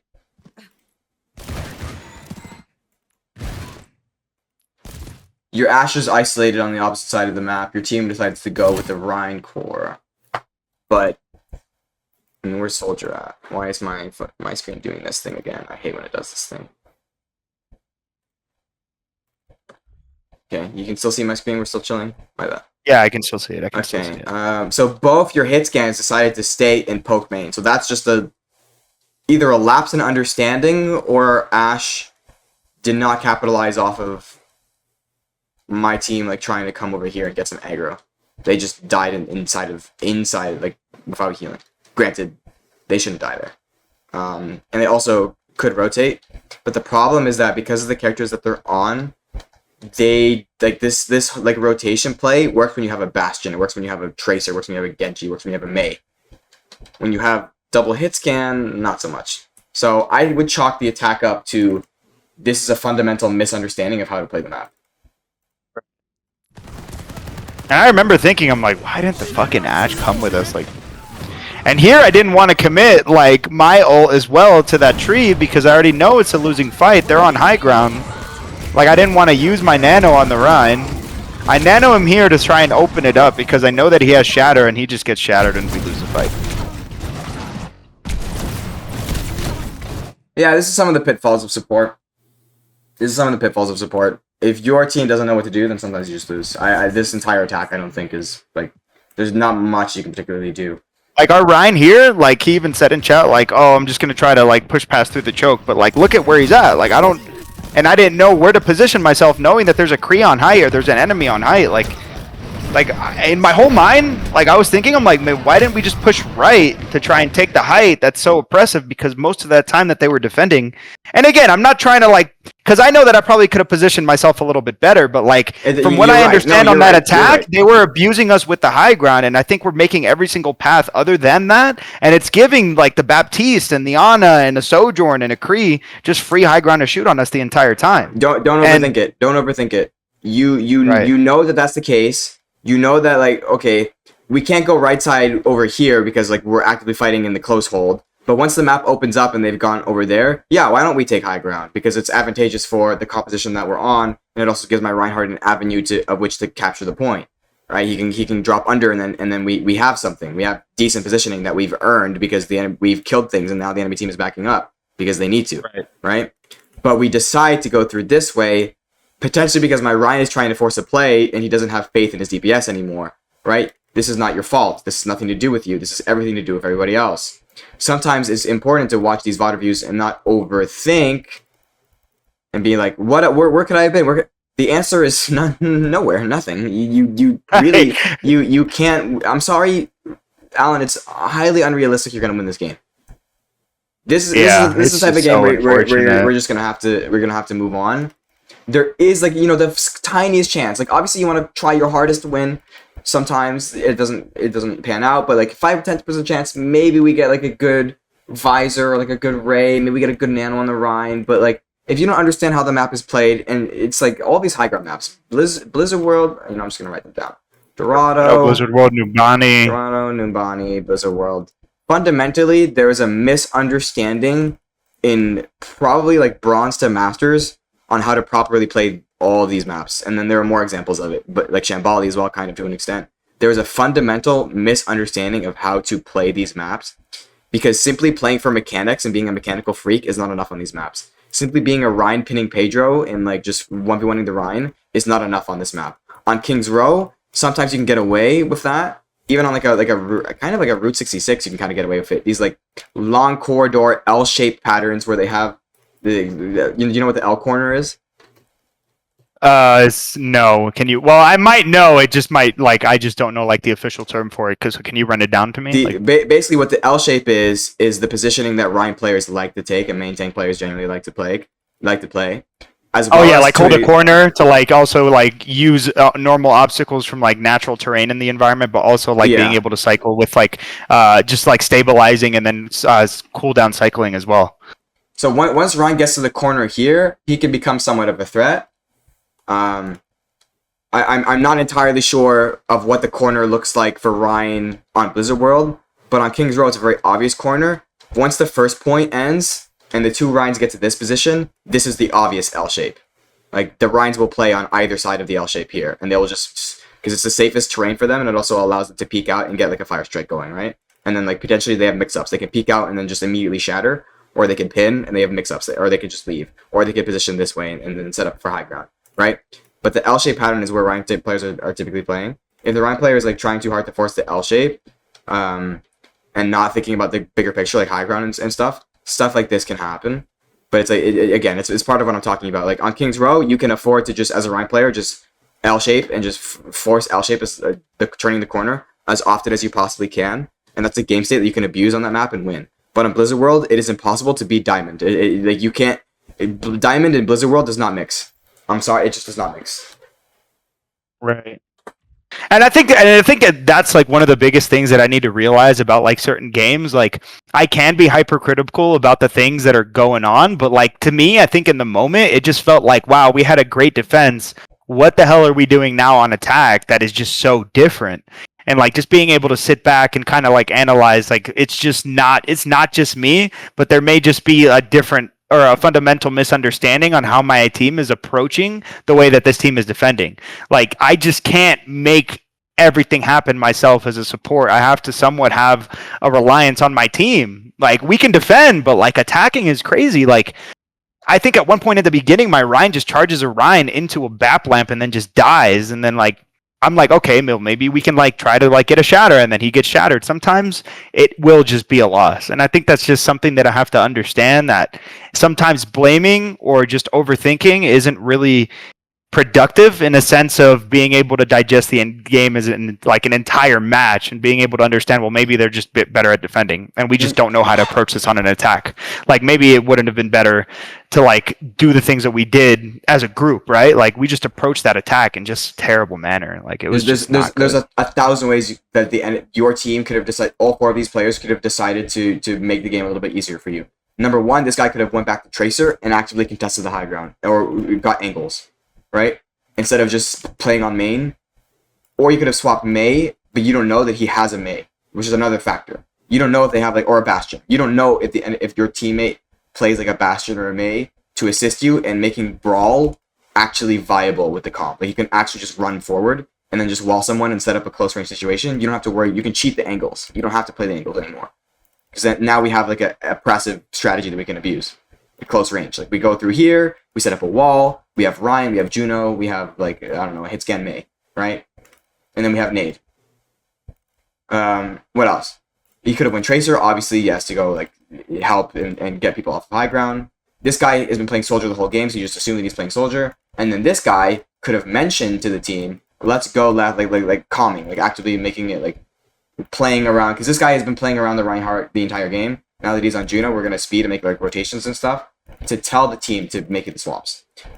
If it's not you, it should be him. It should be him. It should be you. You do everything in your power, but sometimes your team is not doing enough, and you have to write this game off and move on to the next game and focus. That's why it's really important to focus on what you can do rather than your mind becomes this jarbled garbage of myself.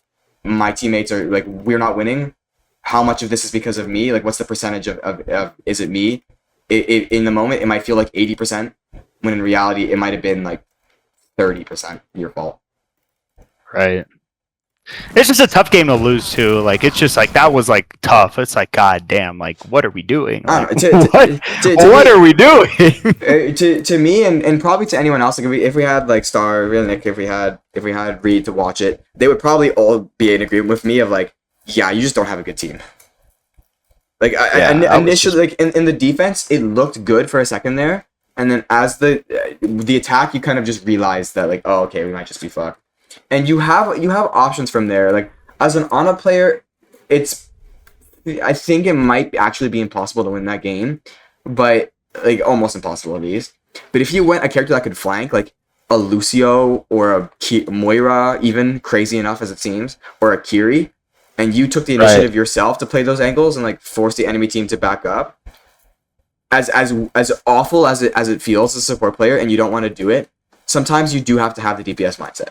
Like, sometimes you do have to just go off on a flank and force people away as either of these two characters. You have the option to be able to do that as those two characters. Even Moira theoretically gets value from it. Ana is stationary, and she's like a reactionary hero that looks to assist him. And when these guys suck, you are kind of not a good hero.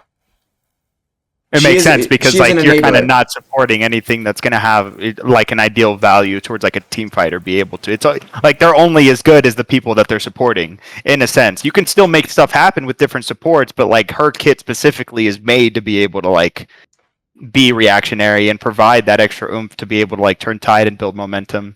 So it's like, maybe I could have approached it differently. Like, you're right. Like, even if holding an off angle right there, like, our biggest issue right there was just being able to get through that choke. What's to say I'm able to add pressure on like an off angle and like a Kiri, or boop somebody off as like a Lucio, and allow that space to be made for the team to be able to push through? Maybe it could have gone different. Right? So it's just how you approach the situation. Absolutely. Now, the one main support, one flex support designation is very popular. Streamline the game. For and also for the whole like flex DPS, projectile DPS, right? Streamlines the game. Basically, I don't know if you ever watched that video from Crow, or if I ever sent it to you, or like the whole compositional structure of the game. But you have Knowing one isn't tank. like. Oh, go ahead. Sorry. No, not that video, not that video. You have one Okay. tank, and then the optimal comp is like one tank that synergizes well with your team. Let's say we have like a Lucio Brawl, and we have like a Kiri Flex support, or like a Juno Lucio, like something like that, right? Or like even like a Bap Lucio. Right. Or even like Ana Lucio. Let's go like super divey. Let's go for you, like Ana, and then you have a Lucio teammate. And then we have, I don't know, Sojourn Genji, and we have Orisa. Or Malga. So now we have a clear win condition in mind, or even like Queen. The Queen speeds in with our Lucio. Our Genji Sojourn are both aggressive DPS characters that can follow up on each other. Sojourn gets a nice rail in the mid range. Queen and Genji follow up. Or Queen and Genji start the initial engage. And then Sojourn is able to walk in from like an off angle, like let's say it's like New Junk City. It's like the 3-lane structure. We have left, middle, right side. From main, the Queen and Genji go and they do stuff, and then maybe Sojourn from the right side, it gets like a really nice off angle and gets like a right click in E, right? Just like theocraft. Right. And then Ana maybe like it gets a rotation nade or like something like along those lines.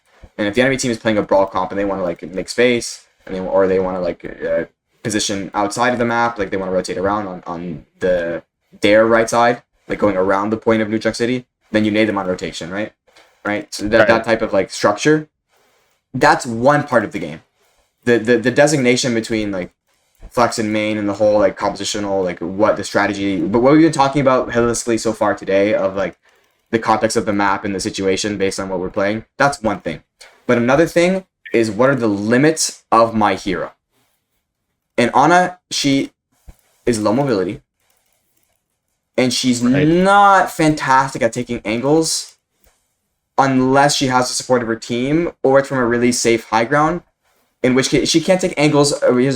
She can't take angles aggressively as nearly as often as Akira who can TP away, Juno with speed, Mercy who can fly away, Moira who can fade away, Lucio who is basically mobility Jesus, Brig who can bash out, and Baptiste who can easily access high ground. All of these characters are able to have, okay, maybe not her, but all of these characters have the ability to have more playmaking potential than you in the context of angles. In that match. Brig, you would have been able to maybe like corral the troops and go for DPS on high ground, even if it was a hit scan. Like maybe an Ashe, like you could have set an Ashe Brig stack to make the Ashe a lot more tanky, and then maybe double hit scan becomes a little bit more attractive. If you went BAP, you could have went right side and gone for a flank, and then abused your immo and abused your healing to force 1v1s and force the DPS off of high ground. Because it's diamond and you're better than them and you can just beat them. With Kiri, it's the most obvious example. You go and you kunai and you 2-tap them in the head and then you TP away back to your team. Just to force, like, you are the tank. You play like the tank. It's a Genji syndrome all over again. This is something that I struggle with as well. Sometimes when I have a really shit Reinhardt, or my team just doesn't, or a bad second DPS, like double hit scan, I'm never gonna play double hit scan in that situation. I'm gonna go contest high ground, and I know that we need angles to win. Right. I don't have a particularly good Mei. You could theoretically go Mei as well, but I'd rather, for the sake of my hero pool, I'd rather go the angle route. You have either the angle route or you have the most oppressive brawl comp scenario possible. Instead of this double hit scan bullshit of like Ashe Soldier, it's unrealistic that you're gonna win with that. And not only that, but it's not just the comp, but also they don't understand the win condition. Like, yeah, this is a theoretically bad comp, but you can make a bad comp work if you know the win condition to win. They did not know. They just sat main and they thought, oh, if I'm just gonna poke, we're gonna win the game, and we're gonna let our tank do all the hard stuff. No, and that is why you lost that game. So in the moment, it feels like, oh, this is so like what the big asterisk, big question mark. Why did we lose? God, it's so frustrating. Now we know. Some of those games really just are boiled down to these things. And I guess that makes sense. And like you said, like in hindsight, once you actually realize the game, it's like, well, maybe I wasn't playing it as bad, right? It goes down to what you were mentioning earlier, where you thought like it was 80% your fault. It's maybe like 10, 20, 30% after you're able to like see the whole fight happening without you just being in like the position of the shoes of a support, and then being able to see like, well, maybe the comp that we had wasn't really trying to take advantage of our win condition or understood how we could win that specific situation or that push. And I think it progressively did end up getting worse, right? Like we tried approaching from a different angle, that didn't work. Ryan tries to like force through the choke, plays a Narnia. Like it's just, so many things happen where it's just like we could have approached that so much better. And then sometimes He tried one his has to best. realize, He tried his yeah, best. It's just this guy and this guy did not try their best, or rather, maybe they tried their best, but they don't fundamentally understand. At least he had somewhat of an idea, like, oh, this is not working. We're not going to do the same thing over and over again. These guys are right. playing fundamentally incorrect.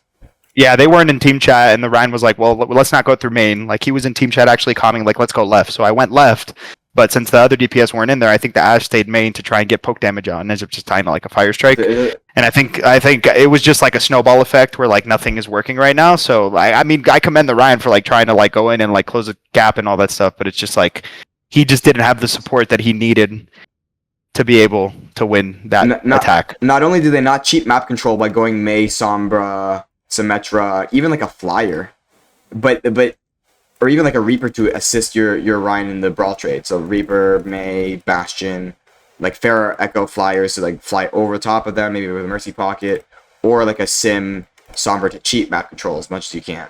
Even like a Venture, right. Anything like let's get creative.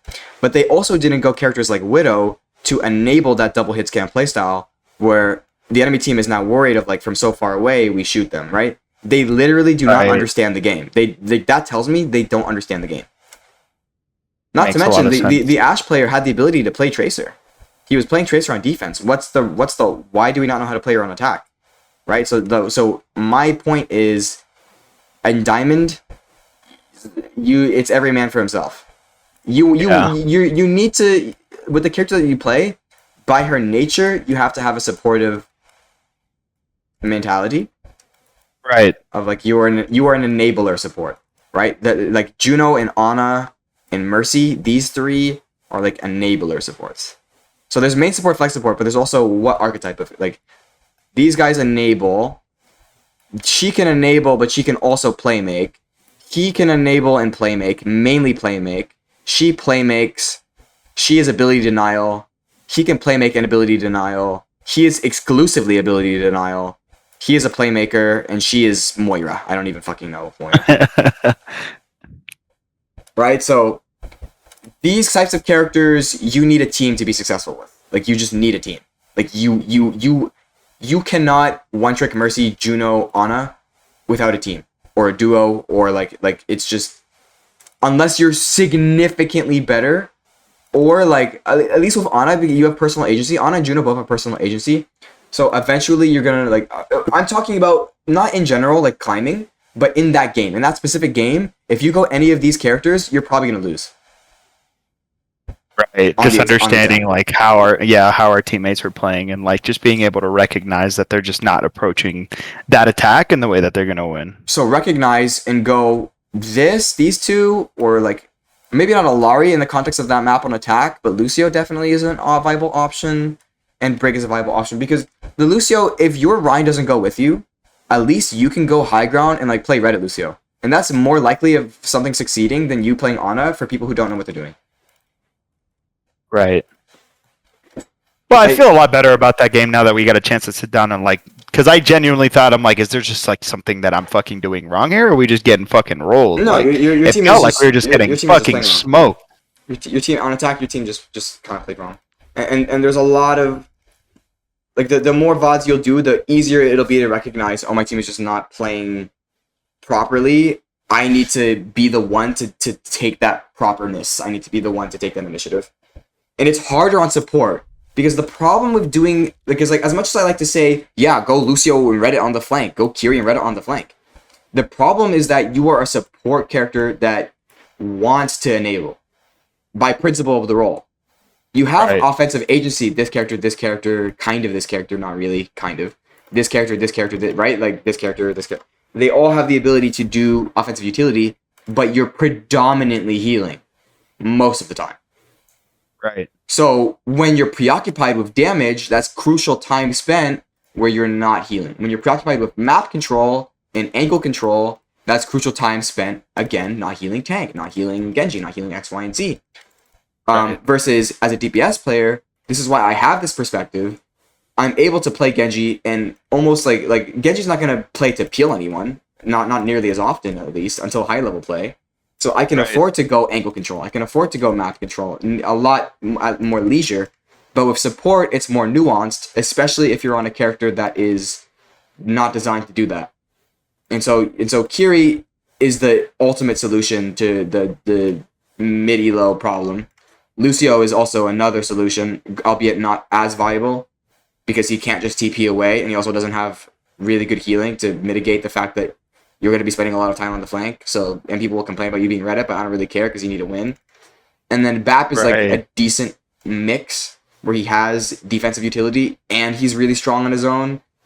But he is slow and immobile, so he's not going to be able to just wall climb and go to high ground and contest high ground on Blizzard World like he could there without something happening to him. Or at least like he needs support. Like he can't just go off on a fucking journey, you know? Like these two can go off on a journey. He's really strong, but he needs to plant his feet and shoot like a hit scan.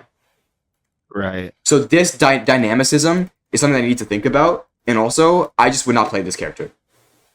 Like I hate to be that guy. I know the Life Weaver can get really good value at certain points. It's okay. I strongly advise you learn the game before you pick that character. I'm genuinely serious. Because you like Life Weaver players, anyone Life Weaver players that are watching, I'm not this is not hate, this is not like but you need to take the offensive initiative. This character is by design not designed to do that. Yeah, he's definitely built to play second. Like it's just to deny cooldowns and like just kind of play second. It doesn't really allow the opportunity for offensive plays like the other supports would, like a Lucio or like a Kiri for like a double kunai or like a Boop for a Lucio to displace or possibly just kill somebody and on a sleep and on an anti. Like it's really just reactionary. Like that's all you can really do. And it's good, but he's great as a reliable second support option to mitigate some of the fact that we're going on flanks with these characters, right? But both are necessary to win. It's just that this bitch and this bitch and this bitch and this bitch and this bitch are significantly more necessary to win in the grand scheme of the game context than he is. Right. So when it comes to would I rather have an amazing Ana versus an amazing Lifeweaver, I'm picking Ana 100 times out of 100. There is 0 scenarios where I would rather have him on my team. 0. That makes a lot of sense. And he's viable. He's gotten so much better recently. He's just not like for the sake of climbing. No, maybe as a secondary, maybe.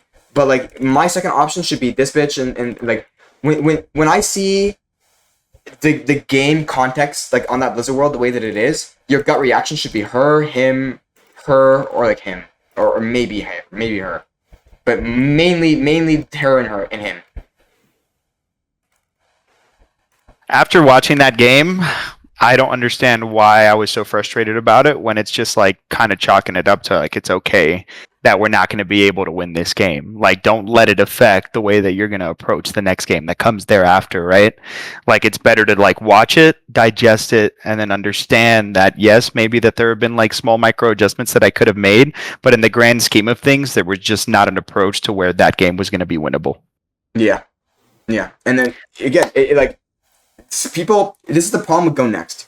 The problem with Go Next is half of the people who say Go Next are just saying that and then they don't actually VOD review and then they're just like, it's like a mental like ego preservation thing where it's like, oh, we lost. I don't want to VOD review. I don't want to realize why I lost. Let's go next game. Right? But then there's also the good kind of Go Next. And the good kind of Go Next is, oh, this game was literally fucking unwinnable after we've done the VOD review for it, like briefly. And once we get to a good enough level, we'll understand the situations where, okay, with my current hero pool in the current situation, and like maybe I'm in solo queue and I don't have a duo with me to mitigate it, this game might have actually been unwinnable. Or like really close. Like I would have to summon this like the 7 deadly sins in my full ego and fucking and bulk up to 300 pounds and mortgage and taxes and do everybody's everything, right? You would have to play so inhumanly well to win the game, even if there is because right, never say never, right? Like not every game is actually unwinnable, but the amount of relative like effort that you have to put in compared to everybody else to get to that win is not worth it for the mental hardship that you're gonna feel when you lose the game because you put everything that you did into the game and you lost because your team fucking sucks. Like statistically, your gameplay would have to be an outlier to the point where like you're gonna win that game because you're just playing so well. And but we're statistically not. speaking, that doesn't happen all the time. That doesn't happen unless you're egregiously smurfing or you're a prodigy. Right. For people who actually want to climb, you have to lose. There is no around it. You will lose. And you will sometimes lose, and it won't be your fault. Even if you made mistakes. It is the nature of the game. Now, you understand that, but at the same time, it's very easy for you not holistically, like, taking a step back and realizing after VOD review and, like, really understanding, like, why did we lose? And then you beat yourself up because that's what the society and the whole rank culture tells you to do is, like, avoid making other people, because we were talking about it earlier too, avoid blaming other people, but once the map is over, we can come to some conclusions on why we lost, and Overwatch at the end of the day is a team game, so not to be devil's advocate to all the people who complain about their teammates, but sometimes there's truth to it, right? Like it's a slippery slope getting down into that mindset, but sometimes it genuinely is the genuine article of like, yeah, like we could be flaming people that don't deserve it, but sometimes you do have a 15 and 12 player on your team, or a 12 and 15 player on your team. Sometimes you do. There could be a myriad of nuances as to why they're 12 and 15, but would you rather 15 and 0 or 12 and 15? That's an obvious answer. Right. Right? Like the game operates in a lot of gray, but it also operates in a lot of black and white too, that I don't think people tend to understand because they try to think like, oh yeah, like all this nuance, all this gray, all this like spy low. No. If you like, when I watch pro players play, if there's a bad player on the team, those players are high elo, by the way. Like they know how to learn. They know how to be good. They will single out a bad player on the team. Like it'll be top 100 lobbies, and then Circuit Free just gets like a random Moira in like PGE. They get a random Moira on their team, and they're like, what is my Moira doing? Like, why is she like? And then the reality is, yeah, she's just playing bad, but she's like top 500. Like she's actually like good at the game, but she's just like playing like crap. Like sometimes black and white is good. There's no need to overcomplicate. Right. Like makes a lot of fucking sense. That Blizzard World game is an example of a black and white game. There's some gray that you could do to influence the black and white outcome, but it was going to be a black and white outcome. Let's be real. Yeah, that was. I think in the moment it was just harder, like a pill to swallow. But like sometimes you just gotta like realize like it's not gonna go the way that you think it's going to, regardless of like how well you do. You'd have to just absolutely outplay the shit out of the enemy team. And I think it was just like a snowball, right? Like constant misplay after misplay, team fight after team fight. It's just like, okay, like you can't beat yourself up over this. Like understand that they just play the defense way better, and our offense was just not it to be able to even get through the first choke. Yeah. But any questions? Feel free. I think that'll be it for that.